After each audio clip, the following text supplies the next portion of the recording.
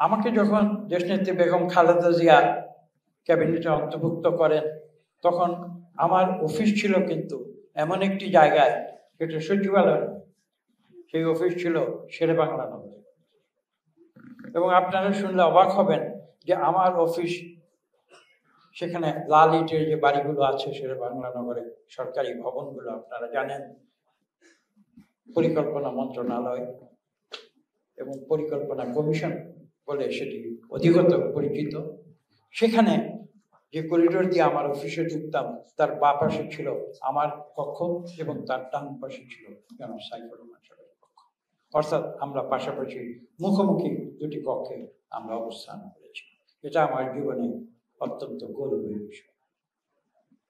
এবং সেখানে আমরা প্রতিনিয়ত একসঙ্গে কাজ করেছি। যখনই আমার সমস্যা হয়েছে আমি তার কাছে গিয়েছি, তার কাছ থেকে উপদেশ নিয়েছি এবং তার কাছ থেকে আমি শিক্ষা লাভ করেছি।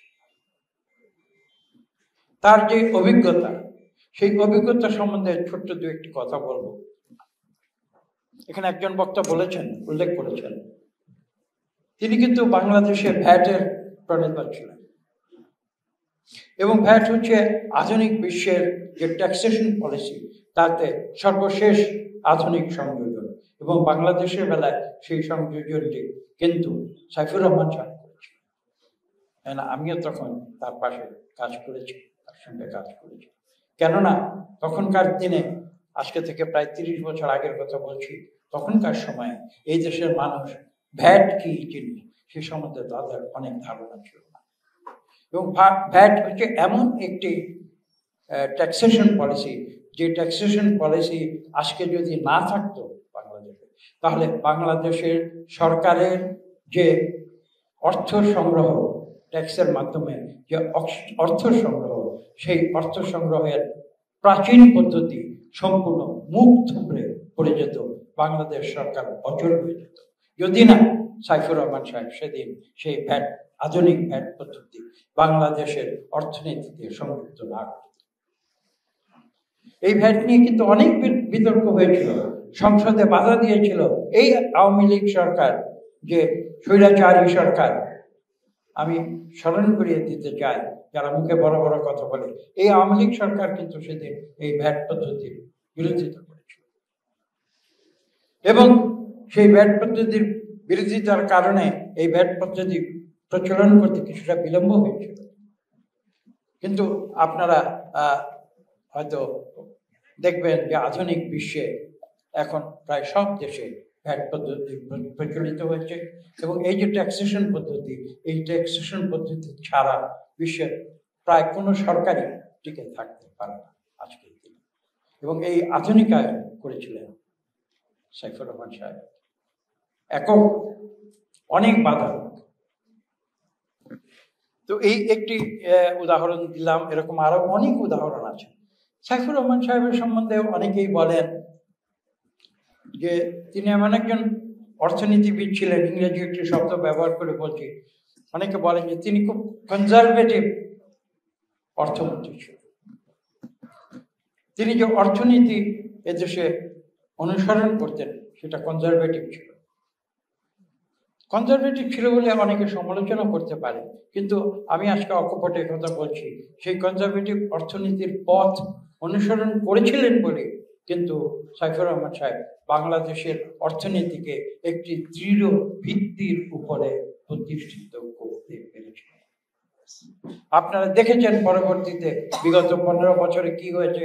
যারা, আমি একটু আগে বলেছি, স্বৈরাচারী আওয়ামী লীগ সরকার, যারা এদেশে অর্থনীতি নিয়ে নানান রকমের এক্সপেরিমেন্ট করেছে, কনজারভেটিভ অর্থনীতি থেকে যারা সরে এসেছে, তারা তাদের কার্যকলাপের মাধ্যমে এবং তাদের অর্থনৈতিক যে বিভিন্ন নীতিমালা, তার মাধ্যমে বাংলাদেশের অর্থনীতিকে কিন্তু বিগত 15 বছরে সম্পূর্ণ ধ্বংস করেছে। আপনারা জানেন এদের থেকে কিভাবে তারা অর্থ রূপায়ণ করেছে, হাজার হাজার নয়, লক্ষ হাজার কোটি দেশ থেকে পাচার করেছে। তারা উদারীকরণের নামে এই দেশের অর্থনীতির মেরুদণ্ডকে সম্পূর্ণ ভেঙে দিয়েছে। শহীদ প্রেসিডেন্ট জিয়াউর রহমানের সময় যে যে প্রথমে বাণিজ্য মন্ত্রী আমি বলেছি, পরবর্তীতে অর্থমন্ত্রী, তিনি যেভাবে বাংলাদেশের অর্থনীতিকে দৃঢ় ভিত্তির উপরে প্রতিষ্ঠিত করেছিলেন, তাকে এই কারণে অনেক সময় বাংলাদেশের অর্থনীতির প্রণেতা হিসেবে উল্লেখ করা হয়। আজকে এখানে এসে আপনাদের সামনে আমার নিজের ব্যক্তিগত জীবনের যে একটি কথা হয়তো বলবো, এবং সে কথা দিয়ে আমি শেষ করব। তার আগে আরেকটি কথা তার জীবনে যেটি না বললেই নয়, সেটি হচ্ছে তিনি যখন ছাত্র জীবনে ছিলেন, তিনি তখন 52 যে ভাষা আন্দোলন, সেই ভাষা আন্দোলনে তিনি কিন্তু নিজেকে সম্পৃক্ত করেছিলেন। এবং সেই কথা স্মরণ রেখে দেশনেত্রী বেগম খালেদা জিয়া কিন্তু তাকে আমাদের ভাষা আন্দোলনের যে স্মারক শহীদ 52 ভাষা আন্দোলনের যে পুরস্কার, সেই পুরস্কারে তিনি ভূষিত হয়েছিলেন। দেশনেত্রী বেগম খালেদা জিয়া তাকে ভূষিত করেছিলেন। এভাবেই কিন্তু গুণী ব্যক্তিদের দেশনেত্রী বেগম খালেদা জিয়া সম্মান প্রদর্শন করেছিলেন। আরো একটি ঘটনা যেটি হয়তো বলা প্রয়োজন, 82 সালে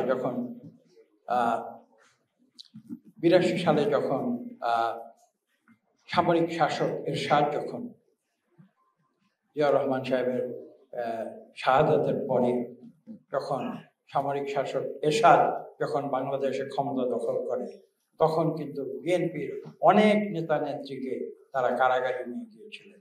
এবং আমি যতদূর জানি, জনাব সাইফুর রহমান সাহেবকেও কিন্তু তখন সেই অত্যাচার জুলুম, রাজনৈতিক যে জুলুম, সেটা তাকে সহ্য করতে হয়েছিল।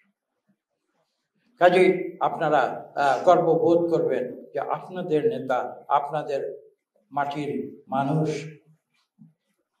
জনাব সাইফুর রহমান, তিনি কিন্তু তার জীবন তিনি উৎসর্গ করেছিলেন বাংলাদেশের জন্য, এবং বাংলাদেশের উন্নয়নে তিনি প্রতিনিয়ত কাজ করে গিয়েছেন। অনেকে বলেন এটা তার সম্বন্ধে যে বই অথবা বিভিন্ন লেখা আছে, সেখানেও এটা উল্লেখ করা আছে। অনেক সময় তিনি হয়তো কাউকে রাগান্বিত স্বরে অনেক কথা বলেছেন, এটা সত্য, কিন্তু পরবর্তীতে দেখা গেছে তিনি রাগান্বিত স্বরে যে কথাগুলি বলেছিলেন, সেই কথাগুলো কিন্তু সঠিক কথা ছিল, এবং সেই কথাগুলো মূল্যবান কথা ছিল।